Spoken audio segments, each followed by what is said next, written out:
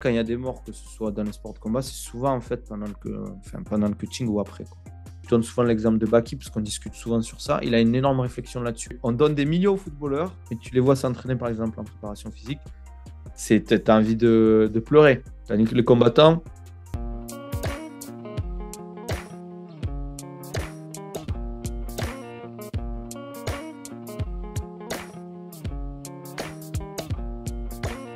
Amateurs de combat, bienvenue sur l'Olympe. Alors aujourd'hui, on se retrouve avec Nabil Takali pour parler préparation physique. Alors déjà, Nabil, est-ce que tu peux te présenter? salut à tous, merci pour l'invitation déjà. Je m'appelle Nabil Takali, j'ai 29 ans, préparateur physique en sport de combat, pratiquant de sport de combat et j'habite à Toulouse. Voilà. Ça va être quoi la différence entre un coach et un préparateur physique? Alors, un coach, en général, ça va être plus un coach en musculation pour de la remise en forme, du sport santé. Et un préparateur physique, ça va être plus, on va dire, un coach qui va permettre à l'athlète d'améliorer ses qualités physiques, sa prévention des blessures et d'être prêt, on va dire, pour de la compétition. Il faut que la préparation physique nourrisse la discipline et que ce ne soit pas à l'inverse, entre guillemets. Souvent, parce que le gros problème des préparateurs physiques, certains, ils font de la préparation physique au détriment de la discipline. Il y a une frontière qu'il faut essayer de respecter. Et donc toi, quand tu vas faire une préparation avec un combattant, est-ce que tu vas préparer sa stratégie, sa tactique, ou est-ce que tu vas vraiment être seulement sur l'aspect physique, comment il va se sentir et qu'il soit au mieux pour le combat? Les deux. La base, avant qu'on ait, on va dire, une annonce de combat ou une compétition, on fait le point avec le combattant, les besoins, les objectifs, la carrière, etc. Parce que toutes ces infos, elles vont nous nourrir, elles vont m'aider en fait pour préparer, on va dire, la programmation, le coaching, le suivi, tout ce qui est nutrition, le coaching, la perte de poids si besoin. Et même moi, j'ai besoin d'avoir le game plan en fait. Parce qu'en fonction du game plan, je vais mettre en place des séances qui vont nourrir le game plan. Donc ça, c'est important que j'ai la stratégie. Par exemple, je donne l'exemple de mes athlètes. Moi, j'ai besoin de savoir en fait ce qu'ils vont faire. Et même des fois, ce qu'on fait, c'est qu'on teste ensemble le game plan. Par exemple, sans forcément faire du sparring, mais ok, il a besoin, on va dire, d'être dominant sur le combat, de garder le centre de la cage. Si par exemple, je sais qu'il va beaucoup striker, mais moi, dans ma préparation physique, je vais mettre en place quelque chose qui va aider, entre guillemets, à plus en question, on va dire, pas les coups, mais la fatigue au niveau du striking. Par exemple, si c'est plus lutte, grappling, si c'est plus un mix, ça j'ai besoin de le savoir parce que quand je vais créer en fait les séances, je vais pas faire du spécifique pur. Il va pas faire par exemple dans les préparations physiques, il va pas faire, je sais pas, 3x3 de sparring. Non, moi je vais essayer de faire en sorte de mettre des exercices, des protocoles qui vont aider par rapport au game plan. Mais la problématique, c'est qu'un sport de combat, c'est pas on a préparé le game plan et ça se passe comme prévu. On fait en sorte que la préparation physique aide au game plan, mais aussi qu'on soit paré à toute éventualité à ce niveau-là. Donc toi, quand tu vas commencer un camp d'entraînement, ça va être combien de temps avant le combat et quelles vont être les différentes étapes? Ça dépend, mais en général, ça dépend. Mais je dirais 2 mois avant, on a une idée, on va dire, au niveau du training camp, de l'adversaire, etc. Après, moi, j'essaie de toujours, on va dire, avec mes athlètes, surtout les athlètes qui ont un objectif de grosse carrière, c'est de s'entraîner tout au long de l'année et d'être prêt. Par exemple, si on a un short notice, on a un combat dans 3 semaines ou 2 semaines, il faut que le mec qui soit on shape, qu'il soit prêt, on va dire, pour le combat. Parce que surtout à MMA, ça arrive fréquemment, on va dire, les short notice. Et si déjà au niveau du poids, c'est compliqué, tu ne pourras pas prendre le short notice et ça peut, entre guillemets, tu peux louper des belles opportunités. Donc, après, en général, c'est 2 mois les training camps. Ça dépend. Ça dépend le combat, ça dépend l'objectif. Donc toi, sur un camp, tu vas commencer d'abord par faire des séances plus physiques et ensuite terminer sur du technique? Ou alors, est-ce que les deux aspects vont vraiment être mélangés durant tout le camp? On va dire sur les 2 mois, progressivement, en fait, on va réduire le volume d'entraînement.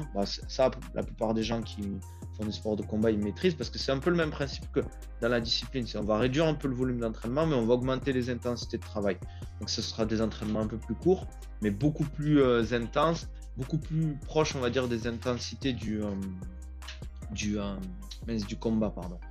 Après, ça dépend. Il y a des athlètes qui peuvent se permettre de s'entraîner un peu plus et d'autres un peu moins. Et c'est ça la problématique, c'est qu'il faut vraiment adapter en fonction de ça. Tu as parlé un peu de poids dans la préparation. Ça va être quoi le cutting? C'est quoi le principe en fait du cutting? Le cutting, ça va être entre guillemets d'arriver au poids et de pouvoir rebondir derrière pour être un peu plus lourd. Parce que la problématique, c'est que c'est venu, je crois, de la lutte. C'est en fait le problème, c'est que surtout sur les sports de préhension, si la personne en face, elle est plus lourde que toi, mais à niveau égal, elle a très forte chance de gagner. Donc en fait, le problème, c'est que si la personne, elle est plus forte que toi grâce à son poids, et tu risques de perdre le combat juste à cause de ça. Donc ce que font les combattants, c'est qu'ils vont essayer petit à petit, en fait, de perdre du poids. Puis à l'approche de la pesée, ils vont faire une grosse perte de poids rapide. Juste après la pesée, ils vont recharger pour arriver, on va dire, beaucoup plus lourd. Par exemple, je te donne un exemple. La personne combat à 70 kg, elle va arriver à la pesée à 70 parce qu'il y a une tolérance souvent, 74. Derrière, si elle a le temps, parce que ça dépend aussi des compétitions, des organisations, si par exemple elle a 36 heures pour recharger, ben elle va peut-être arriver le jour du combat à 80 kg. Si la personne ne fait pas ce coaching, elle va se peser, elle va arriver à 75 par exemple, le lendemain, elle sera à 72 kg peut-être, ben, l'autre personne en face, elle aura 8 kg de plus.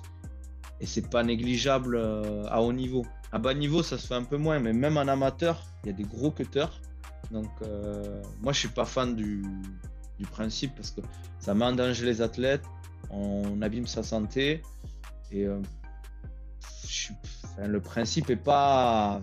Ça reste un sport, faut pas l'oublier, même s'il y a beaucoup d'argent en jeu. Après, c'est pas les meilleurs cutters qui sont les meilleurs combattants, mais ça peut jouer, on va pas se mentir.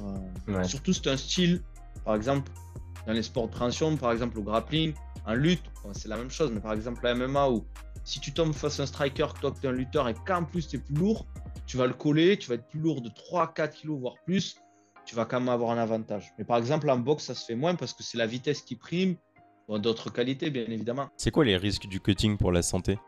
Alors, la mort, déjà, ça c'est le plus grave. Après, je dirais, tu peux avoir des problèmes de santé quand même assez graves au niveau des reins, pardon. Des pertes de conscience, ça c'est fréquent. Une grosse fatigue. Aux urines, tu vas avoir du sang dans les urines. Donc, en général, ça c'est mauvais signe aussi.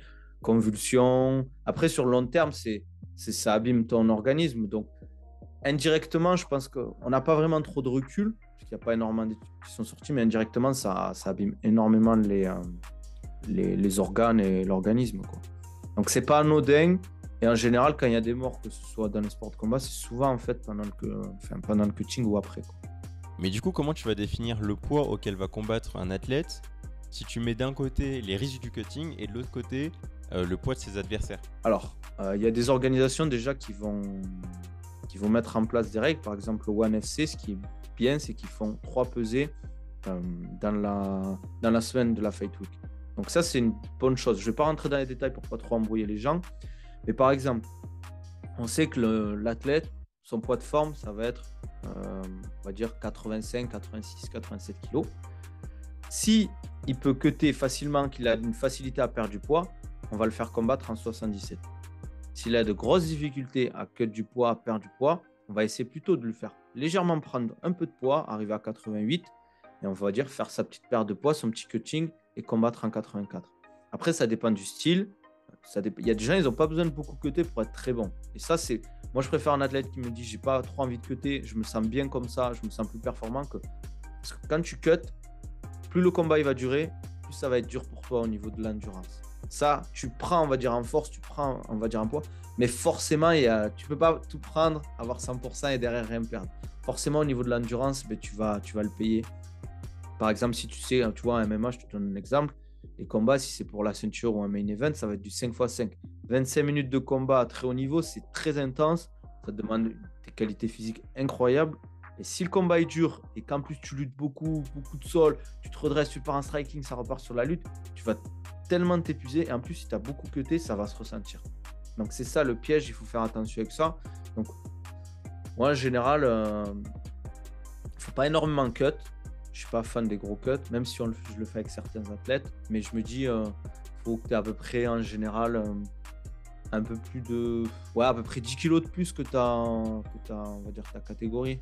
Non, je dirais 10 kilos de plus. Après, attention, il ne faut pas l'oublier, c'est que les gens, ils l'oublient vite, c'est que quand tu cuts pas 10 kilos. Tu fais d'abord, il y a plusieurs étapes sur le cutting. Tu as la perte de poids où tu vas petit à petit, on va dire, perdre du poids, perdre du gras, légèrement du muscle, ça c'est sûr.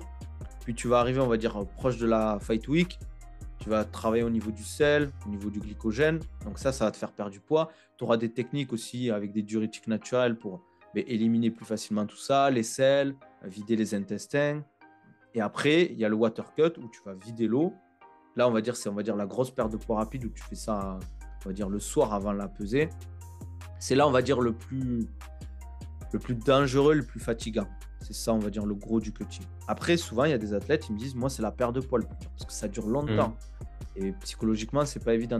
Le cutting, tu sais que ça va être dur, mais ça dure quelques heures. Le lendemain, tu fais ta pesée, tu recharges et après, ça va beaucoup mieux. Est-ce qu'il va y avoir des différences dans la perte de poids entre un athlète qui va combattre à moins de 66 kg et un autre qui va combattre à moins de 84 par exemple? Ouais, parce que le recharge sera beaucoup plus importante. Donc la différence de poids, elle sera... Plus tu montes en catégorie, par exemple, je sais pas, on va dire que tu combats à moins de 93, plus ton rebond il va être énorme. Donc en fait, les changements de poids, il faut faire attention avec ça. Il faut être vigilant parce que c'est comme ça que tu peux te blesser aussi. Si c'est mal fait, si tu as déjà eu des antécédents au niveau des pesées, si tu as eu des complications, il faut faire attention. Les petites catégories, c'est plus simple. Il n'y a pas des énormes rebonds, à part certains, comme par exemple à l'UFC Sterling, qui combat en 61 et il fait des énormes rebonds. Je pense que c'est le plus lourd de sa catégorie. Mais ça dépend de la génétique, ça dépend il y a des gens qui arrivent facilement à perdre du poids et qui ont des gros rebonds. Ça dépend de plein de paramètres. L'expérience aussi. Avec l'expérience, les athlètes, ils se connaissent. Mais il y a aussi le problème de l'expérience, c'est que plus tu prends de l'âge, plus c'est dur pour toi de cutter. De cutter beaucoup, de faire l'apport de poids. Donc c'est pour ça que souvent, par exemple, Sterling, il s'est dit, je crois que je fais encore 2-3 combats en 61, après je monte en 66. Parce que c'est un gros cutter, mais il a énormément de mal à cutter. Il dit à chaque fois que il est à l'article de la mort, mais il a l'impression de mourir, qu'on aspire son âme à chaque cutting. Des athlètes comme Aljamain Sterling, Kamaru Usman, Paulo Costa, pour mélanger un petit peu les catégories, quand ils arrivent dans la cage, ils sont ultra balèzes. Alors, est-ce que tu dirais que la muscu, elle est utile dans les sports de combat et où tu placerais le curseur en fait pour pas qu'elle devienne un désavantage? C'est utile si c'est fait intelligemment et créé intelligemment. Si tu es accompagné par des professionnels et que c'est vraiment des gens qui connaissent la discipline, qui savent à quoi ça peut te servir, la musculation, c'est bien pour la prévention des blessures. Ça, c'est super important. Et surtout dans les sports de combat, la prévention des blessures, c'est super important. Parce que en dehors on va dire, de l'aspect, on va dire, entraînement et tout, ça reste un sport de combat. Le mec en face, il veut te faire mal. Donc, s'il peut te péter quelque chose, s'il peut te faire mal et derrière, tu as une blessure, tu vas te blesser dans ta carrière en général. Des fois, c'est des petits pépins, des fois, c'est des gros pépins. Donc, il faut qu'en fait, ta programmation, ton coaching, on va dire ton staff autour de toi, il soit fait en sorte pour que tu sois, par exemple, plus performant. Si on sait que tu t'es blessé régulièrement au genou, que ce soit sur des phases de lutte ou que ce soit l'entraînement, par exemple sur des kicks, mais tu vas faire en sorte de quand même renforcer au maximum cette zone-là pour pas qu'il y ait de récidive. Ça va aussi t'aider en fait à être beaucoup plus endurant parce que souvent en fait la musculation, on va se dire ouais c'est le truc du bodybuilding, mais le bodybuilding, il y a des protocoles, des techniques de bodybuilding qui vont t'aider dans ta préparation physique. C'est juste que il faut que ce soit bien fait, que ce soit fait intelligemment et qu'on se dise ok, on va faire ça, dans quel but? Est-ce que c'est intéressant de le faire tant de fois que ça? Est-ce qu'il ne faut pas se concentrer plus sur ça? En fait, le truc, c'est qu'il y a beaucoup de gens qui s'entraînent, mais ils s'entraînent, on va dire, sans but. Ils vont à l'entraînement, ils vont dans leur salle de sport. Ouais, je vais faire ça, je vais faire des tractions, je vais faire des pompes, je vais faire de la battle rope parce que je vois ça sur Instagram et ça a l'air cool. C'est des exos qui sont super, mais il faut que ce soit fait avec de la cohérence. C'est comme, je sais pas, en combat, tu dis ouais, je vais faire du sac, tu fais pas du sac pour faire du sac. Tu vas travailler peut-être tes combinaisons, tu vas travailler peut-être ton cardio sur du fractionné. Tu vois, il faut pas que ce soit du sac pour faire du sac. Tu vois, j'en parlais la dernière fois avec Baïsango, il me disait qu'il kiffait le sac, qu'il a beaucoup progressé avec le sac, mais qu'il fallait pas trop en faire parce qu'il avait l'impression qu'il avait perdu en précision.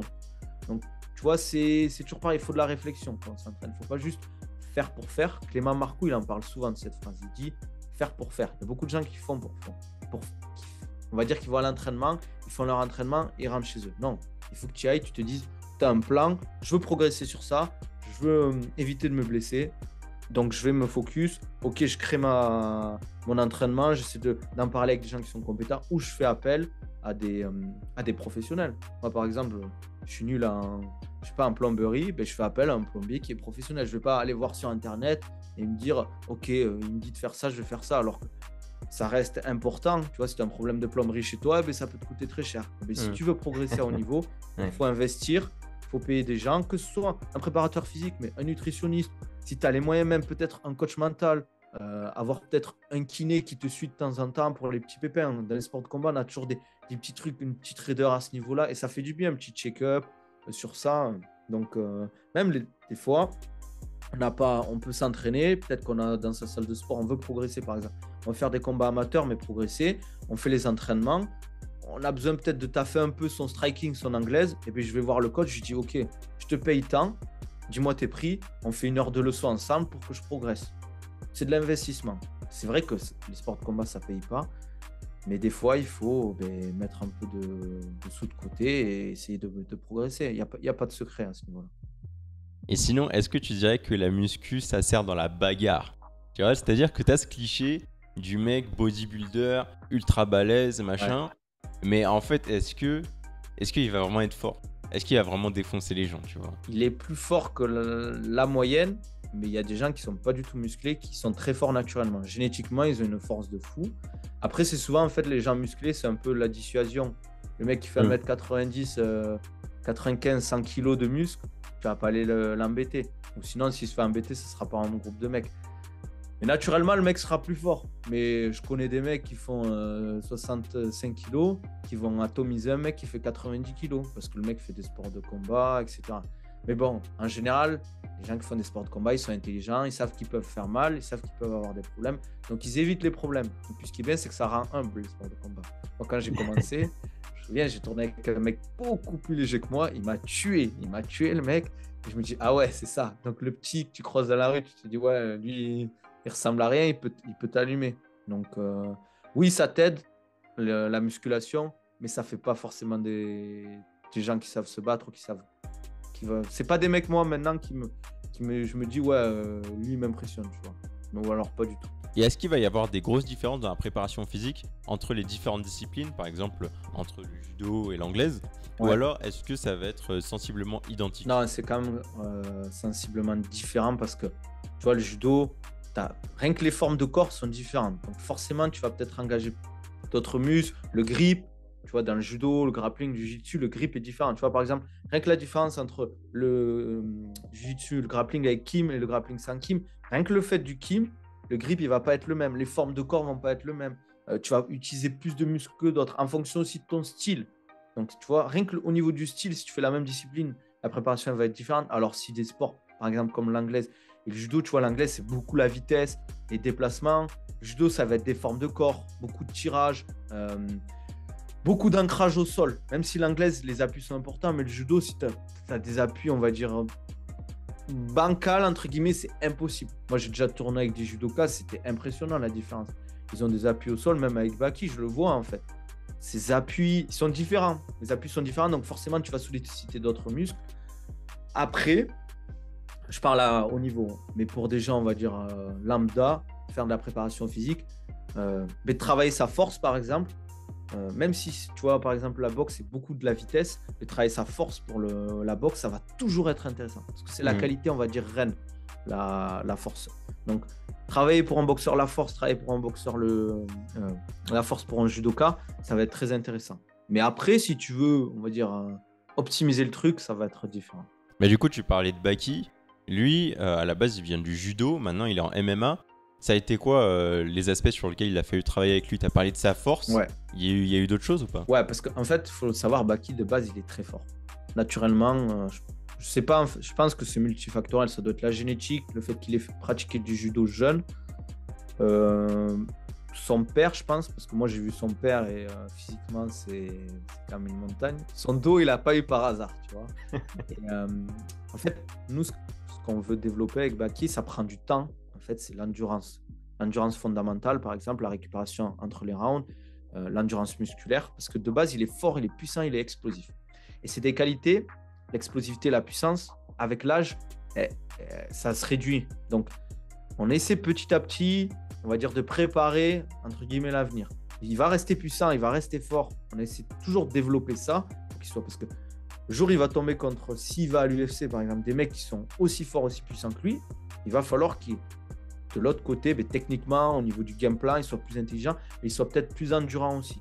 Et l'endurance, ce qui est bien, c'est que par exemple, l'endurance de force fondamentale, tu la gardes plus longtemps dans ta carrière. Par exemple, après 30 ans, l'endurance fondamentale, l'endurance musculaire ou l'endurance de force, par exemple, tu vas la garder plus longtemps et ça va être une qualité que tu peux encore développer avec l'expérience.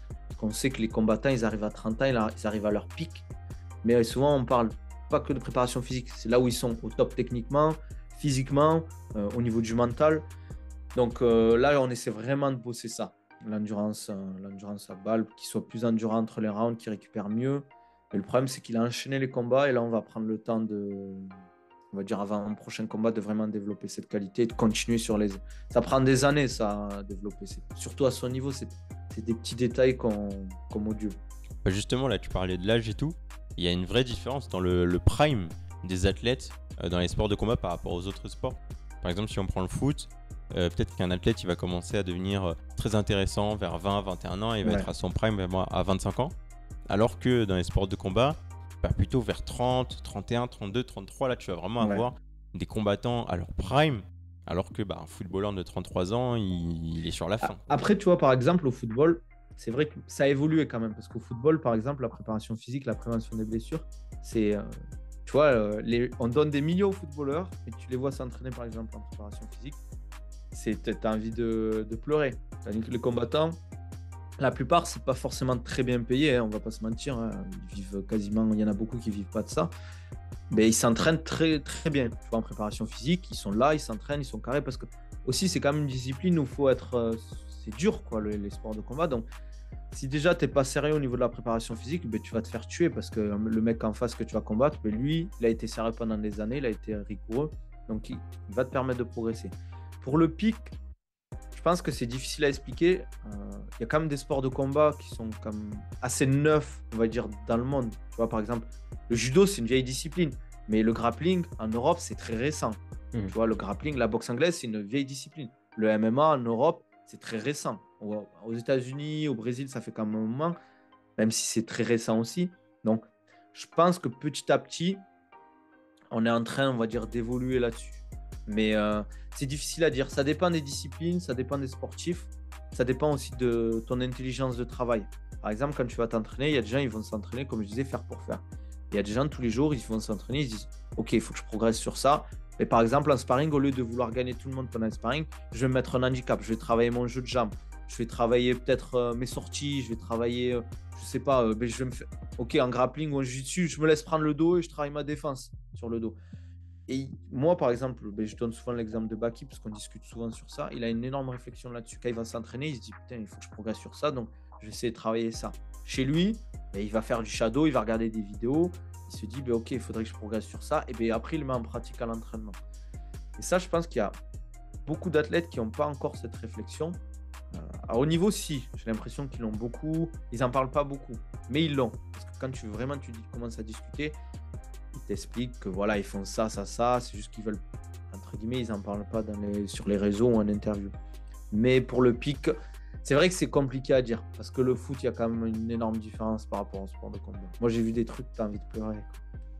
Franchement, je ne sais pas le dire ici, mais ils sont bien payés, mais ils ne sont pas super sérieux, quoi. Ouais, c'est au niveau muscu, au niveau cardio? Ouais, niveau préparation physique, c'est... Tu vois, ils ne savent pas faire un squat, par exemple. Alors que c'est la base. Je ne vais pas dire qu'il faut forcément, on va dire, être bon au squat, mais tu ne sais pas faire un squat alors que tu fais du foot, c'est grave quand même. Tu vois, tu n'as pas envie de t'entraîner. Moi, j'ai entendu des joueurs, je te parle des joueurs de Ligue 1 très haut niveau qui ne veulent pas faire de préparation physique parce qu'ils n'en ont jamais fait alors qu'ils sont payés 400 000 € par le club. Tu vois, c'est comme si toi, tu es patron d'une société, ton employé, tu le payes, je sais pas, tu le payes très bien. Et il te dit non, je ne vais pas faire ça alors que c'est prévu dans son contrat. Tu vois, il va te dire qu'est-ce qu'il me raconte. Ouais, mais il y a ce côté sport de combat. Si tu t'entraînes mal, il y a ta santé qui est en danger. C'est alors ça. que bon, le foot, que tu gagnes ou tu perdes, à la fin, tu gagnes toujours le même salaire et puis, Exactement. puis ça va, quoi. Tu peux pas te cacher en fait dans les sports de combat parce que on va se voir si tu es moins bon que l'adversaire. Dans les sports co, tu peux entre guillemets ça va se voir, mais ça sera moins flagrant. Ouais, que ce soit victoire ou défaite, tu peux t'en prendre qu'à toi-même en fait. Exactement. Et tu vois, par exemple, on le fait souvent le distinguo avec le foot. Le foot, tu joues peut-être 2 fois par semaine ou 1 fois par semaine. Tu perds ton match, au bout de 2 jours, tu as oublié. On va dire un combattant qui combat peut-être tous les mois, tous les 3-4 mois. Et s'il perd sa compétition ou son combat, ben, il va s'en rappeler, il va ruminer. Et c'est dur, tu vois. Donc le foot, ça va, tu vois. Je vais pas dire que c'est facile, parce que ça reste un sport difficile. Il y a énormément de pression, surtout quand tu es au niveau. Les gens, ils te loupent pas dans le foot. Ils sont très durs. Mais vu les salaires, je peux comprendre que les joueurs, ils se disent, ouais, bon, je vais pas trop me prendre la tête, quoi. Bah écoute, merci pour tout ça. Ouais, bah, avec Je vais te plaisir. poser ma dernière question. Ouais. Est-ce qu'on peut te soutenir, te donner de la force sur un projet personnel? Ouais, bah, juste me suivre sur les réseaux, je pense. Ça fait toujours plaisir, que ce soit bah, YouTube, c'est nom plus prénom, donc Takali Nabil. Pareil pour Insta. Sur TikTok, c'est pareil. Et Twitter, c'est Takali Nabil, ou sinon c'est TKN. Donc, TKN, perso, traîneur. Et voilà, vous pouvez me suivre sur les réseaux. Je mets pas mal de contenu sur la préparation physique. Là, j'ai fait un vlog sur YouTube sur la Fight Week d'Ares avec Baki. Donc, ben, quand on arrive, on va dire, quand je suis arrivé, parce que je suis parti 1 semaine et demie avec lui, souvent je fais ça. Et sur la Fight Week, ben, comment on gère les dernières séances, les entraînements avec son coach de grappling, son coach, on va dire, de MMA, le coaching, la recharge, tout ça, les pesées. Donc, voilà. Si vous voulez voir, si vous êtes un peu curieux, n'hésitez pas à aller voir. Et voilà. Et bah merci beaucoup. Ben, merci pour l'invitation.